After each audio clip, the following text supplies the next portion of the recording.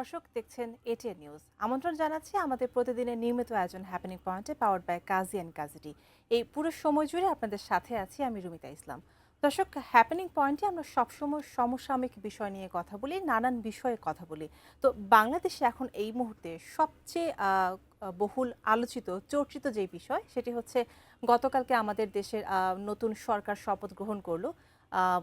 সংসদে সেই শপথ অনুষ্ঠান আমরা সবাই দেখলাম এবং আজকে কিন্তু প্রথম এই সরকারের কিন্তু কর্মদিবস শুরু হচ্ছে এবং সচিবালয়ে কিন্তু মন্ত্রী যারা আছেন, নতুন মন্ত্রী যে যেখানে দায়িত্ব পেয়েছেন, সবাই কিন্তু সচিবালয়ে এসেছেন এবং আমাদের যে মাননীয় প্রধানমন্ত্রী তারেক রহমান, তিনিও কিন্তু সচিবালয়ে আজকে একটি বৈঠক করবেন। মন্ত্রিপরিষদ যে বৈঠকে প্রথম যে বৈঠক হবে সেটি তিনি আজকে সভাপতিত্ব করবেন। তো সব মিলিয়ে এই খবরগুলি আমরা আজকে আপনাদের জানানোর চেষ্টা করব এই হ্যাপেনিং পয়েন্টের মাধ্যমে।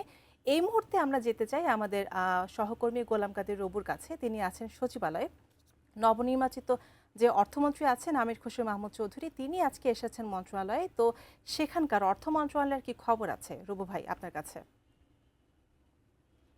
আসলে আজকে একটি উৎসবের আমেজ, কারণ গতকাল যে মন্ত্রিসভা গঠন হয়েছে এবং সেই মন্ত্রিসভার সদস্যরা প্রধানমন্ত্রী সহ আজ সচিবালয়ে তাদের আনুষ্ঠানিক কার্যক্রম শুরু করেছেন।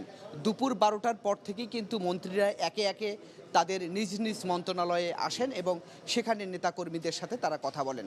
তো এই মুহূর্তে আমি আছি অর্থ মন্ত্রণালয়ে এবং অর্থ মন্ত্রণালয়ের দায়িত্বপ্রাপ্ত মন্ত্রী জনাব আমির খসরু মাহমুদ চৌধুরী এবং প্রতিমন্ত্রী জোনায়েদ সাকি, তিনি 12টা 45 মিনিটের দিকে তার মন্ত্রণালয়ে এসেছেন এবং মন্ত্রণালয়ে আসার পর তিনি আসলে এই মন্ত্রণালয়ের যে দায়িত্বপ্রাপ্ত যে কর্মকর্তারা রয়েছেন তাদের সঙ্গে আসলে তারা মত বিনিময় করছেন। এবং আমি যদি দর্শকদের জন্য একটু ছবি দেখাই তাহলে দর্শকরা দেখতে পারবে যে এখানে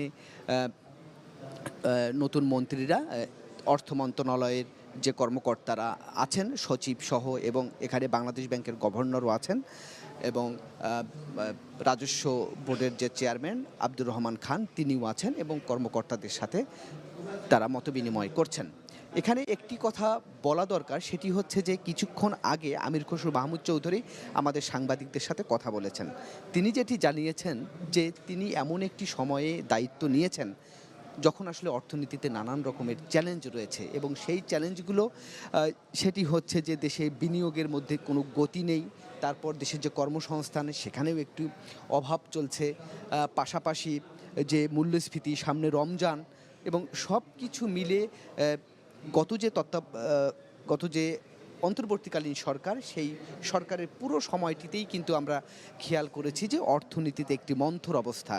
সেই মন্থর অর্থনীতিতে গতি আনার জন্যই মূলত তিনি চেষ্টা করবেন। সেই সঙ্গে তিনি আমাদেরকে যেটি জানিয়েছেন যে তিনি কয়েকটি বিষয়কে গুরুত্ব দেবেন।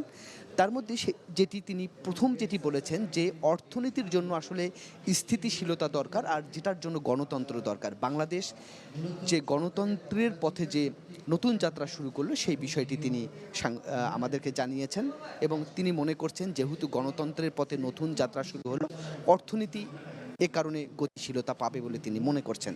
তিনি একটি বিষয় বলেছেন যে বিগত সরকারের সময়গুলোতে যেটি দেখা গেছে যে অর্থনীতিতে কতিপয় মানুষদেরকে কিংবা কতিপয় বিশিষ্ট ব্যক্তি, ব্যবসায়ী বা কতিপয় গোষ্ঠীকে যে পৃষ্ঠপোষকতা দেওয়ার যে অর্থনীতি দীর্ঘদিন ধরে চলে এসেছিল, সেই জায়গাটিতে তিনি আসলে ইতি টানতে চান। তার কথা হচ্ছে অর্থনীতির সুফল কিংবা অর্থনীতির যে সুযোগ সুবিধা সেগুলো সবাই যাতে সমানভাবে পায়, সেই জায়গাটিতে তিনি কাজ করতে চান। আরেকটি বিষয় তিনি জোর দিয়ে বলেছেন, নতুন অর্থমন্ত্রী মনে করছেন যে বিগত সময়ে দেশের যে আর্থিক প্রতিষ্ঠানগুলো একেবারে ধ্বংস হয়ে গেছে বলে তিনি জানিয়েছেন বা তিনি দাবি করেছিলেন এবং সেই সঙ্গে তিনি বলেছিলেন যে মূলত সুশাসনের অভাবেই এই আর্থিক প্রতিষ্ঠানগুলো একেবারে ধ্বংস হয়ে গিয়েছে। সেই জায়গাগুলোতে তিনি নতুন করে শুরু করতে চান এবং সেই জায়গাটিকে তিনি একটি শক্তিশালী জায়গায় তিনি পৌঁছাতে চান। এই বিষয়টি তিনি সাংবাদিকদেরকে জানিয়েছেন। এর চেয়ে বেশি তিনি আসলে আর কথা বলার সুযোগ আমাদেরকে দেননি, যেহেতু আজকে তার প্রথম কর্মদিবস, অন্যান্য কর্মকর্তাদের সাথে তার যেহেতু বৈঠক, এ কারণে তিনি খুবই সংক্ষিপ্তভাবে আমাদের সাথে এই কথাটি বলেছেন। তবে এখানে আরেকটি বিষয়, জোনায়েদ সাকি, ওনার সঙ্গে আমরা কথা বলতে পারি নাই বা উনি সাংবাদিকদের সাথে কথা নিজে থেকেও বলেননি, হয়তো বা পরে বলবেন।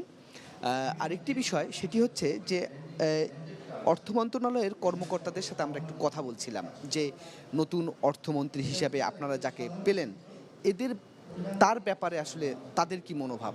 তবে কর্মকর্তাদের বেশিরভাগই আমরা দেখলাম যে তারা খুবই খুশি এবং তারা এটিও বলছেন যে আমির খসরু মাহমুদ চৌধুরী দীর্ঘদিনের মানে অভিজ্ঞ ব্যক্তি।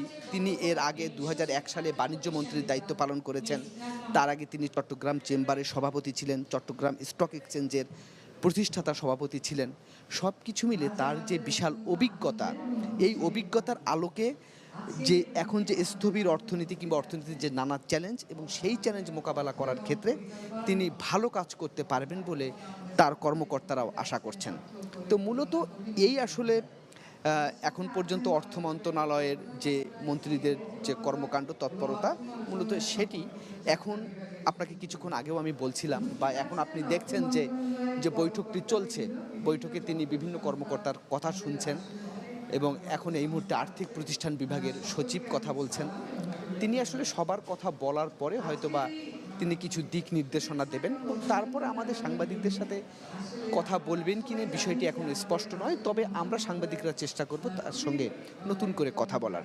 যদি আমরা কথা বলতে পারি তাহলে আসলে আমরা আপনাকে আসলে অনেক কিছু জানাতে পারবো। রুমিতা, আসলে এখন পর্যন্ত আমার কাছে আসলে এতটুকুই। রবু, আপনাকে অসংখ্য ধন্যবাদ। দর্শক, সচিবালয় থেকে যেখানে অর্থমন্ত্রীর বৈঠক চলছে সেখানে অর্থ মন্ত্রণালয়ের যারা কর্মী আছেন সবাইকে নিয়ে তিনি বৈঠক করছেন যে এই যে তিনি নতুন করে দায়িত্ব পেলেন, এই দায়িত্ব তিনি কিভাবে সামনের দিকে এগিয়ে নিয়ে যেতে চান এবং বাংলাদেশে বর্তমানে যে ভঙ্গুর অর্থনীতি, বিশেষ করে বিদেশি বিনিয়োগে যে মন্দা দশা আছে সেটি কিভাবে ঠিক করা যায়, ব্যাংকগুলোকে কিভাবে আরও সচল করা যায় এবং সর্বোপরি বাংলাদেশের অর্থনীতিকে কিভাবে আরেকটি নতুন উচ্চতায় নিয়ে যাওয়া যায় সেই বিষয়ে তিনি তার পরিকল্পনা সহকর্মীদের সাথে আলাপ আলোচনা করছেন। সে খবরই জানাচ্ছিলেন আমাদের সহকর্মী গোলাম কাদির রবু। দর্শক, এই মুহূর্তে হ্যাপেনিং পয়েন্টে নিতে চাচ্ছি একটি বিরতি, ফিরছি একটু পর।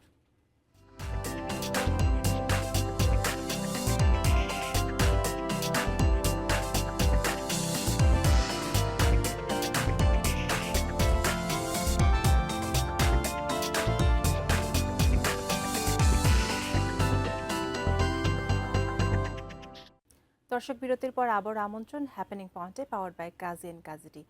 যেমনটা বলছিলাম যে নবনির্বাচিত যে সরকার তাদের কিন্তু আজকে কর্মসূচির প্রথম দিন, তাদের প্রথম কর্মদিবস আজকে। তো এই প্রথম কর্মদিবসে নবনির্বাচিত প্রধানমন্ত্রী তারেক রহমান আর তার মন্ত্রী পরিষদের সদস্যরা দায়িত্ব গ্রহণের পর প্রথমবারের মতো আনুষ্ঠানিক কর্মসূচিতে অংশ নিচ্ছেন। সকাল 11টায় সাভারের জাতীয় স্মৃতিসৌধে পুষ্পস্তবক অর্পণের মধ্য দিয়ে মহান মুক্তিযুদ্ধের বীর শহীদদের প্রতি শ্রদ্ধা জানিয়েছেন প্রধানমন্ত্রী ও মন্ত্রিসভার সদস্যরা। এরপর দুপুর 12টায় রাজধানীর জিয়া উদ্যানে শহীদ রাষ্ট্রপতি জিয়াউর রহমান এবং সাবেক প্রধানমন্ত্রী খালেদা জিয়ার সমাধি সৌধে পুষ্পস্তবক অর্পণ করেন ও জিয়ারত করেন প্রধানমন্ত্রী। এদিকে প্রধানমন্ত্রী তারেক রহমানের সভাপতিত্বে দুপুরে বাংলাদেশ সচিবালয়ে অনুষ্ঠিত হবে নতুন মন্ত্রী পরিষদের প্রথম বৈঠক। এছাড়া বিকেলে প্রধানমন্ত্রী সকল মন্ত্রণালয় ও বিভাগের সচিবদের সঙ্গে মতবিনিময় করবেন। এর মধ্য দিয়ে নতুন সরকারের আনুষ্ঠানিক কার্যক্রম পূর্ণ মাত্রায় শুরু হতে যাচ্ছে।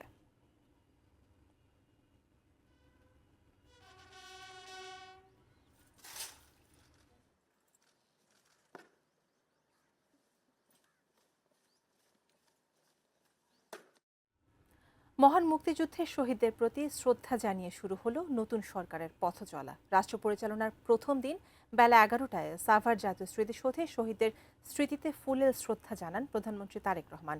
এরপর তিনি সহ মন্ত্রিসভার সদস্যরা শ্রদ্ধা নিবেদন করেন। নতুন প্রধানমন্ত্রী তারেক রহমান জাতীয় স্মৃতিসৌধের স্বাক্ষর বই সই করেন এবং স্মৃতিসৌধ প্রাঙ্গণে গাছের চারা রোপণ করেন। শ্রদ্ধা নিবেদন শেষে সরকারের মন্ত্রী প্রতিমন্ত্রীরা জানান ৭১ আর ২৪-এর চেতনা সমুন্নত রেখে দেশ পরিচালনা করবে সরকার।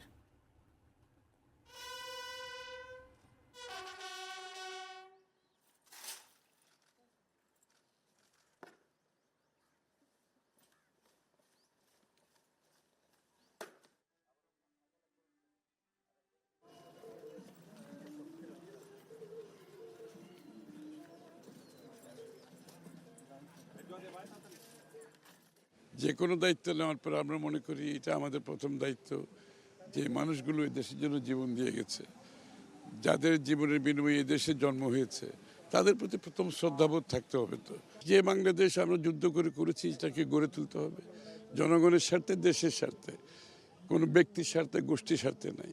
মহান মুক্তিযুদ্ধ হলো বাংলাদেশের স্থাপনার উৎস। মহান মুক্তিযুদ্ধকে সঠিক সম্মান না দিয়ে আমরা বাংলাদেশের জন্য কাজ করতে সক্ষম হব না। দর্শক, আজকের মতো বিদায় নিচ্ছে হ্যাপেনিং পয়েন্ট থেকে। তবে আগামীকাল কথা হবে অন্য কোনো বিষয় নিয়ে। সেই পর্যন্ত ভালো থাকুন, সুস্থ থাকুন।